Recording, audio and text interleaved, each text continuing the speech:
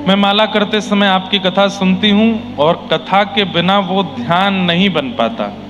कथा सुनते समय मन विरह से भर जाता है और लगता है बस माला होती रहे, कथा चलती रहे। क्या है करना उचित है? बहुत बढ़िया है। कथा सुनते सुनते माला करना और बढ़िया है, कम से कम मन व्यथित नहीं होता। एक बार को मान लीजिए कोई ऐसा प्रसंग आया कि आप करते करते रुक गए, तो कम से कम माला रुकी भी तो ध्यान कहीं संसार में तो नहीं गया, कथा में ही गया ना। और फिर जैसे ही वो प्रसंग सुन लिया उसके बाद फिर प्रणाम करके करने लगे। तो कथा सुनते हुए कर सकते हैं, पर माला चलती रहनी चाहिए। अच्छा एक बात, मंत्र नहीं कर सकते। कथा सुनते सुनते मंत्र मत करो। जैसे गुरु मंत्र मिला है या कोई और मंत्र प्राप्त है, वो कथा सुनते सुनते मत करो। उसमें तो ध्यान आपका केंद्रित होना चाहिए। माला करने का एक नियम होता है, आपको मन में निकुंज का निर्माण, आप सबको हमारी आवाज आ रही है? तो मन में एक निकुंज का निर्माण करना होता है और उस निकुंज में प्रिया प्रियतम विराजमान। माला कैसे की जाती है ध्यान से सुनो, आज बताते हैं एक विधि। हम अपनी विधि बता रहे हैं, इसमें आप अपने आचार्य अपने गुरुओं से पूछ सकते हो, वो जैसा कहें वैसा करो। हमसे पूछ रहे हो तो हम अपनी विधि बताते। हम जब माला करते हैं तो कैसे करते हैं? मौन हो जाते हैं स्नान के बाद। मौन हो जाने के बाद मन में हमारी गुरु परंपरा का द्वय मंत्र है, वो चलता रहता है और उतनी देर फिर ठाकुर जी का चिंतन बना रहेगा। गिरधर लाल जी की भुजा का, चरणों का, मुखमंडल का, नेत्रों का, कान का, उदर का, सब ये चिंतन आते रहेंगे बार बार चित्त में। व्रज की रज का, यमुना जी का, गिरिराज जी का, वृक्षों का, बिहारी जी का, राधा वल्लभ जी का, राधा रमण जी का, रंगनाथ भगवान का और अपने गुरुदेव का, ये चिंतन बनता रहेगा, आता रहेगा बार बार।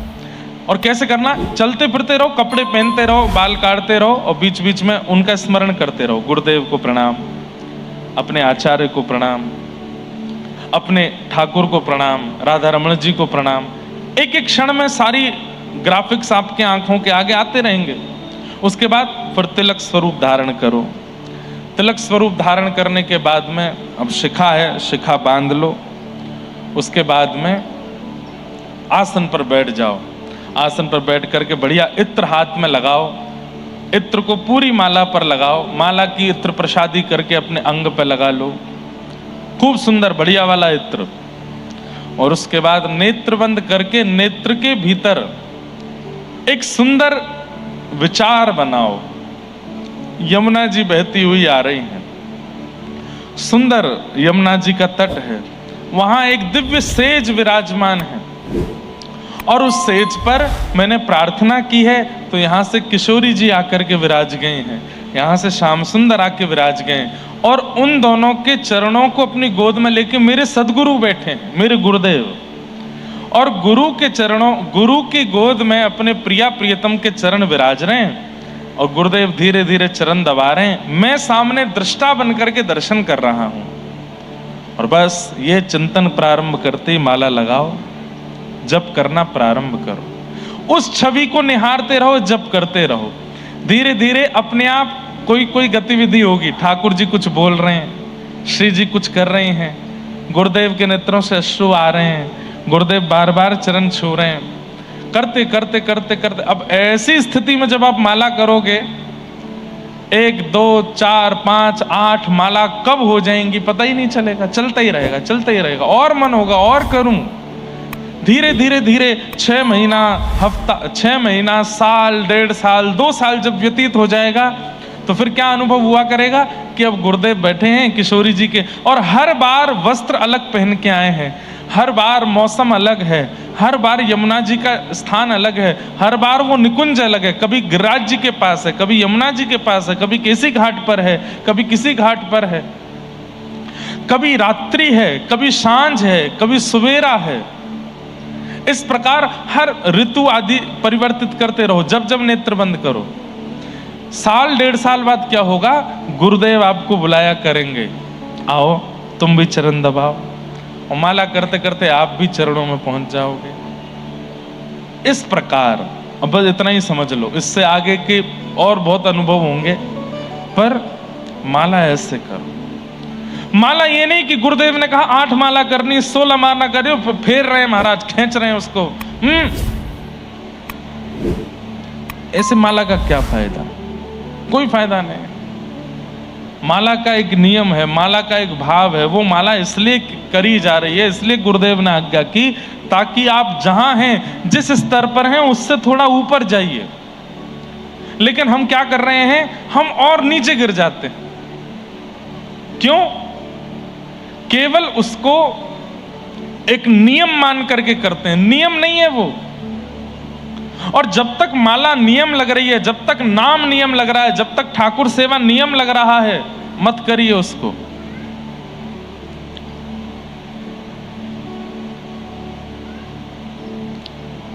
ये सब सौभाग्य है आपका।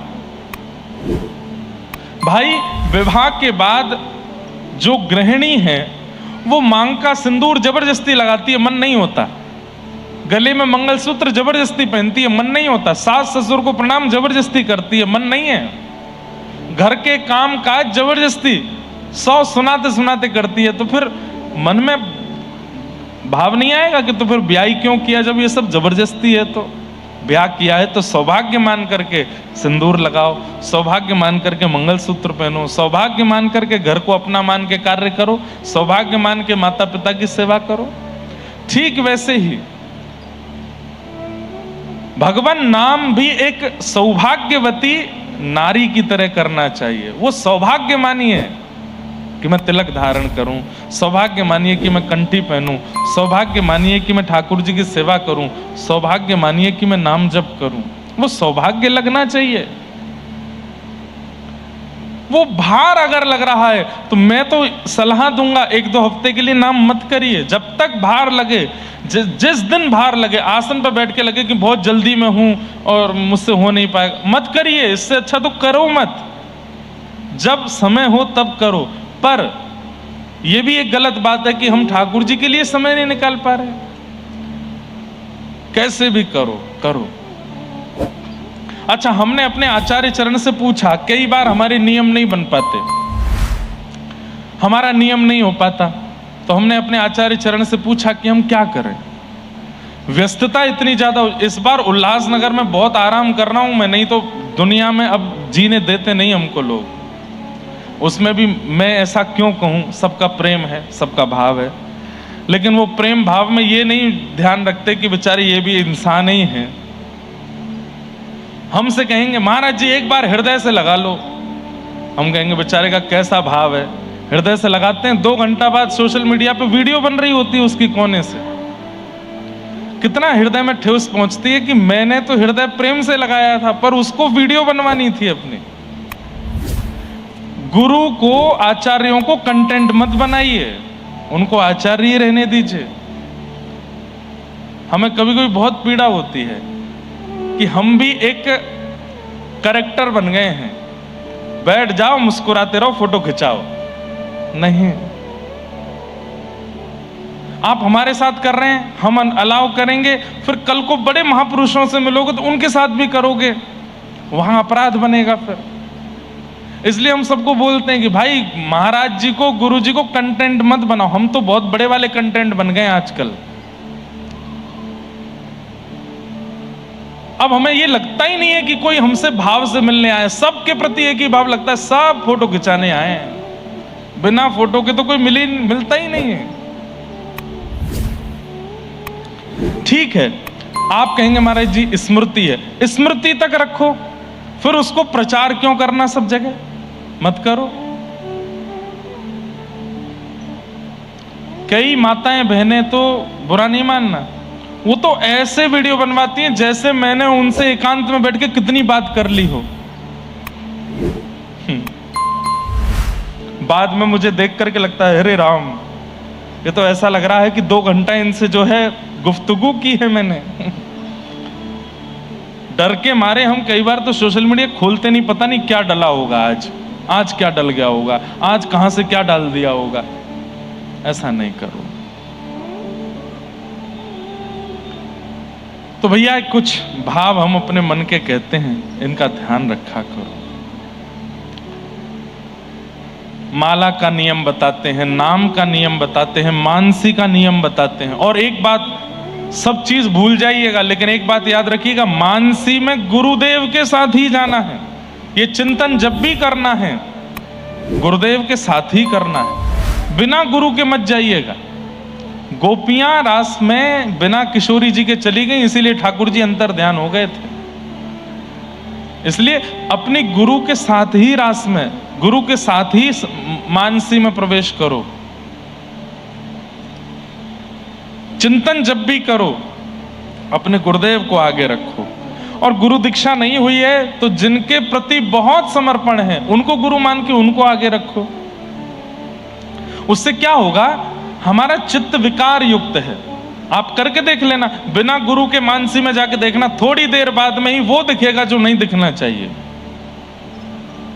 लेकिन गुरु के साथ जाओगे तो मन को एक भय बना रहेगा, गुरुदेव खड़े हैं आगे, कुछ गलत चिंतन नहीं करना, कुछ गलत चिंतन नहीं करना। और सुनो, गुरुदेव के बाद भी अगर गलत चिंतन बन जाता है तो 6 महीना के लिए पॉज ले लो, मानसी में ही मत जाओ। अपना आचरण शुद्ध करो, भोजन शुद्ध करो, अन्न शुद्ध करो, विचार शुद्ध करो, उसके बाद जाओ। हमारे यहां मानसी सेवा को बहुत बड़ी प्रणाली माना गया है। प्रत्यक्ष सेवा से ज्यादा लाभकारी मानसी सेवा है। तो जिन बहन जी का ये भाव है कि वो कथा सुनते हुए माला करती हैं, अच्छी बात है, चिंतन करते हुए करो।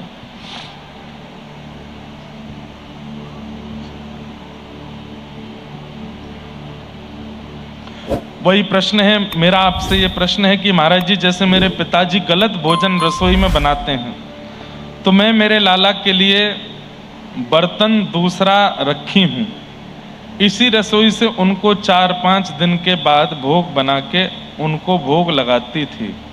मेरे गुरुदेव ने कहा कि जिस रसोई में मांस बना हो उस रसोई में से भोग लाला को नहीं लगाना। बिल्कुल ठीक बात है, नहीं लगाना।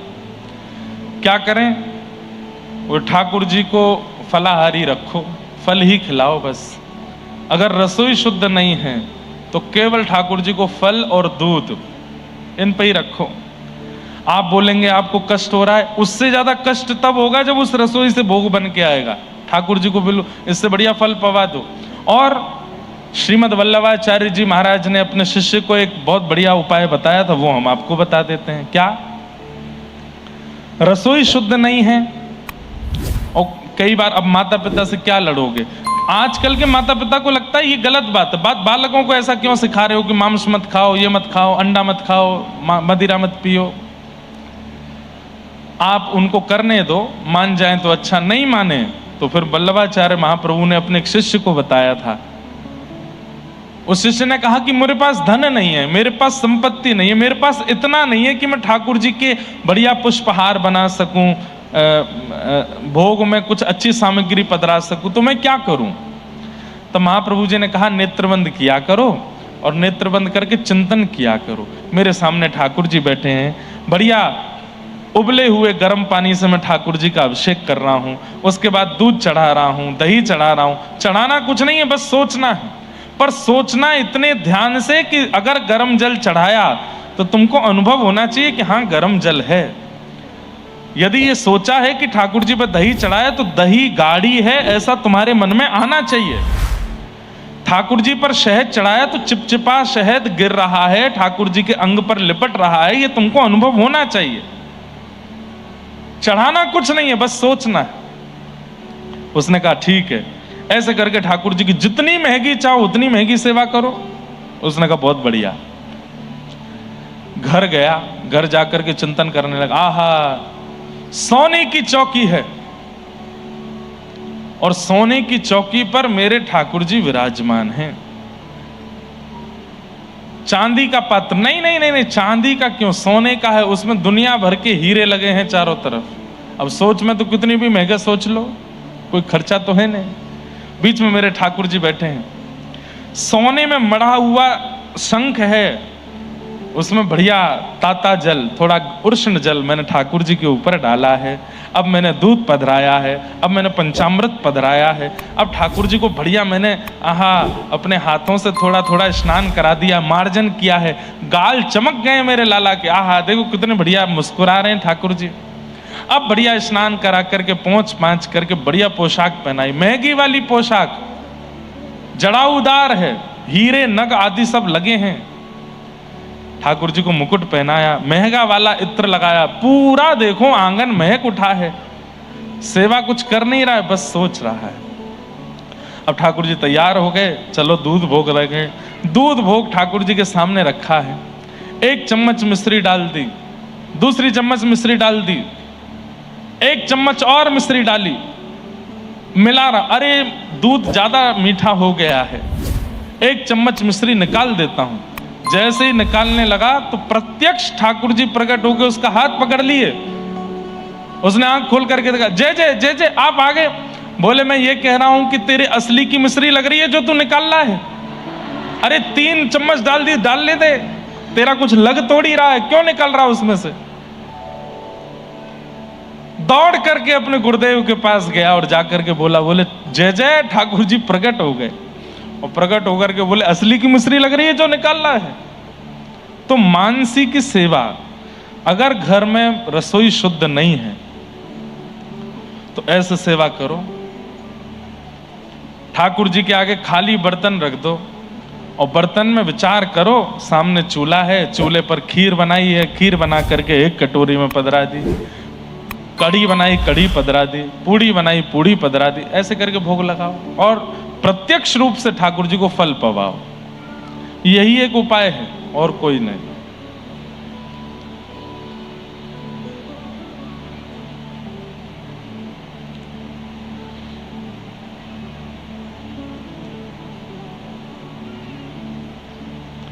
किसी को दीक्षा लेनी है पर उनकी भी यही बात है कि घर में परिवार में मांस का सेवन करते हैं, सात्विकता नहीं है, तो क्या मैं दीक्षा ले सकती हूं? क्या ठाकुर जी हमें स्वीकारेंगे? ले तो सकते हैं, लेकिन आप जीवन में कभी सेवन मत करिएगा। और जैसे एक बहन जी को बताया वैसे ये भैया भी उसी प्रकार का भाव रखें। आपने कल कथा में कहा था कि विरह चाहिए तो स्वयं कर, तो अगर ठाकुर जी ने दी तो तोड़ देंगे, परंतु अगर हमें टूटने की इच्छा हो तो कान्हा जी के प्रेम और विरह में कैसे प्राप्त करें? उस विरह को कल हमने इस विषय पर बहुत चर्चा की थी। अब विरह की चर्चा आज नहीं करेंगे, आज लाल जी का जन्मोत्सव है।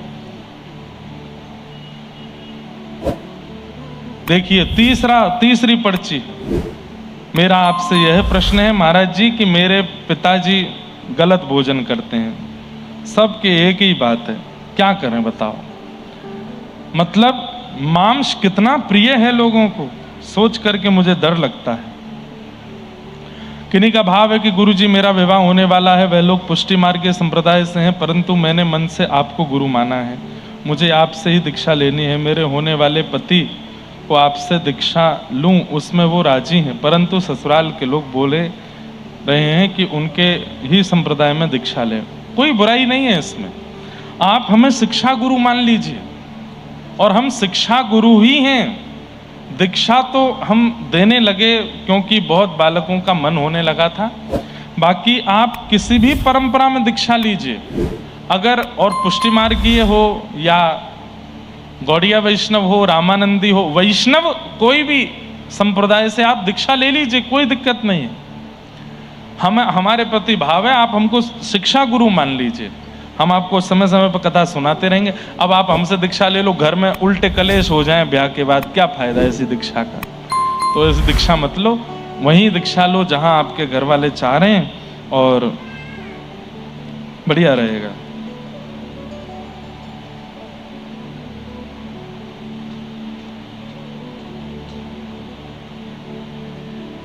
आदि आदि सब भाव हैं, सबको हम प्रणाम करते हैं।